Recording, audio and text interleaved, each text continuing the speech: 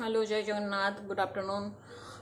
तो आज वीडियो रे किसी ब्लॉग आसोनी। आज वीडियो रे गोटे स्पेशल जिनस देखिए। एक्चुअली जी मामा घरे प्रस्तुत करुँच कलरा आलू तरकारी सोरिष मसला दिया एंड मु जानवे समस्ते जाने प्राय कलरा हेल्थ पाई बहुत भल। जो मैंने डायबिटीज पेसेंट अच्छा डॉक्टर कहते जे कलरा नापी कलरा खायापी मो मामा कलरार सब आइटम लाइक भजा चिप्स तरकारी सब बहुत भल लगे। तो मु मार्केट गले कंपलसरी कलरा ही आने।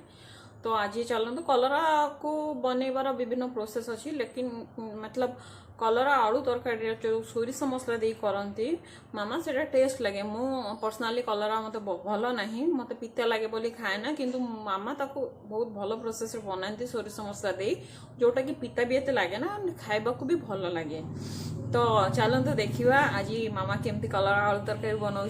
तो वीडियो को लास्ट जाए रिक्वेस्ट करुँच वीडियो को लास्ट टाइम देखिए एंड प्लीज चैनल को सब्सक्राइब करेंगे एंड वीडियो को शेयर करेंगे एंड लाइक करेंगे। तो प्लीज जेहेतु नुआ नुआ वीडियो करुँची मते हेल्प करेंगे मो चैनल को ग्रोथ करने को प्लीज सब्सक्राइब करेंगे। तो चलतु देखिए बर्तमान देखो कलरा आलू तरकारी बनवाई सब रेसिपी मतलब तैयारी हो गलानी, सब रेडी हो गलानी। कलरा आलू भल कि धुआ है सफा हो रही।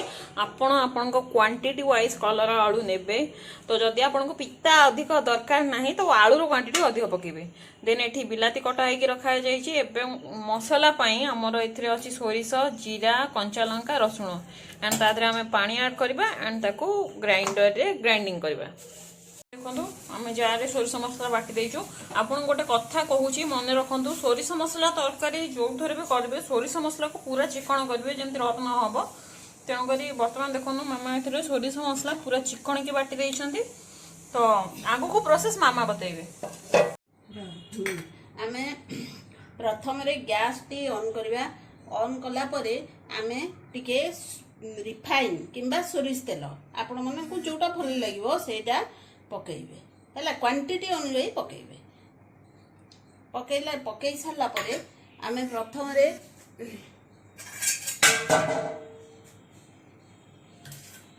ए जो आलूडी को काटिकी रखीचे ताको टिके फ्राई कर दबा।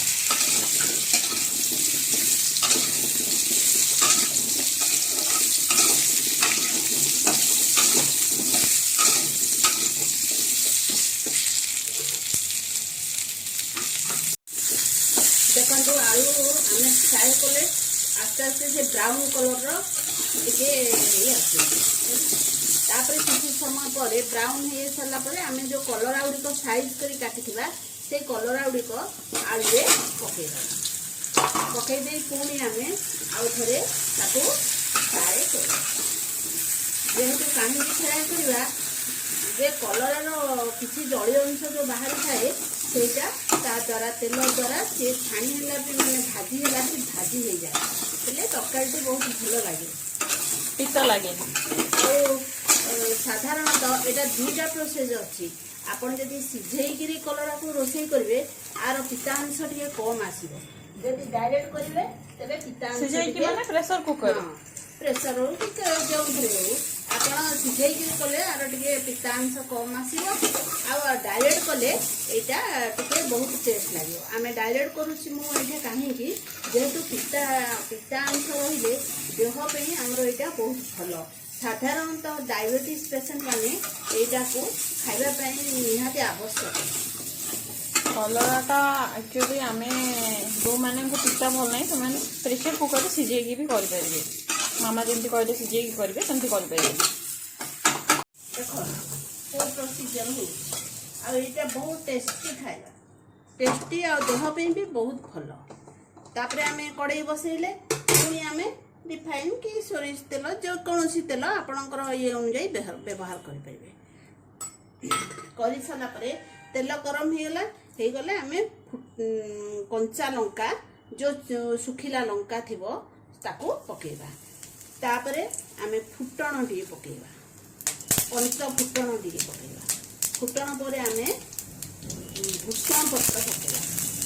भूषण पत्र और फुटण ये हो सारा पर आम बिलाती पकेबा। ବିଲାତି କେତେଟା ପକେଇବ? ବିଲାତି 2ଟା ଖଣ୍ଡେ ଆପଣମାନେ ବ୍ୟବହାର କରିବେ, ଆପଣଙ୍କ ପସନ୍ଦ ଅନୁଯାୟୀ ବ୍ୟବହାର କରିବେ।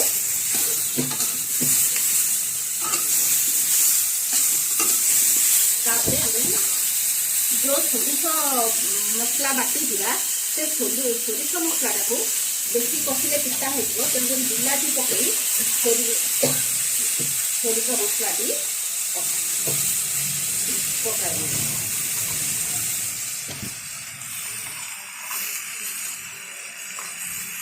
ସରି ମାମା ଯେଉଁ ଛୁଙ୍କ ଦେଲା ବଢ଼ିଆ କାଶ ହେଲା, ସେଥିପାଇଁ ସରି।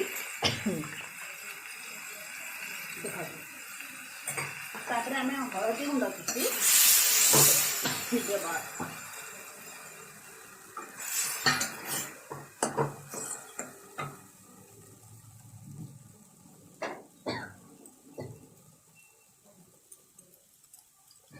स्वाद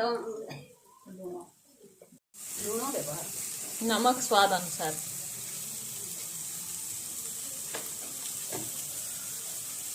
तापरे आपण देखिए हमर बिलाती आउ ये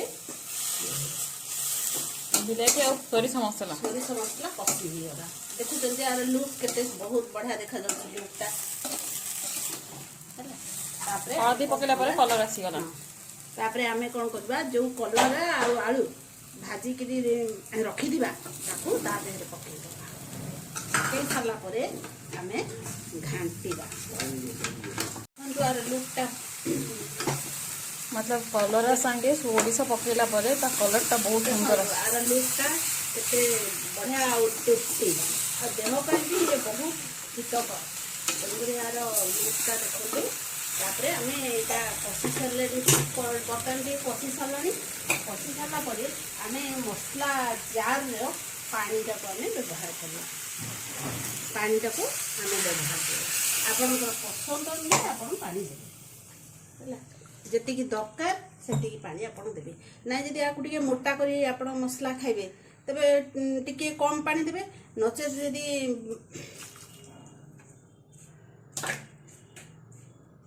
ना जदि पतला करी ये करबे तबे अधिक पानी देबे। तापरे हम घोड़ी देबा ऊपर घोड़नटा सिझी होले दिबो। लाइट पड़े तो लाइट दिन के कम हो जाइए तो पानी आपणकर वाइज देवे। आपन को जी दरकार आपन को अधिक ग्रेवी थी पानी कम देवे। जब आपन को झोल अधिक दरकार थी पानी अधिक देवे। तो हो गला मामा। तो यहाँ है आमर संपूर्ण कलरा आलू तरकारी सोरिष मसला दिया तरकारी। आपको आप फुटेबे किसी समय संपूर्ण कलरा और आलू सीझीगला जाए। तो यहाँ है सोरिष मसला तरकारी मामा शेष। बर्तमान आम आपको घोड़े देले। बर्तमान देखो कलर आलू हो गला एथर आप नहीं खाई पारे। देखो कलर आलू पूरा सीझी जाइए। मामा देखा आपन को देखु बर्तमान संपूर्ण कलर आलू तरकारी रेडी हो जाइए।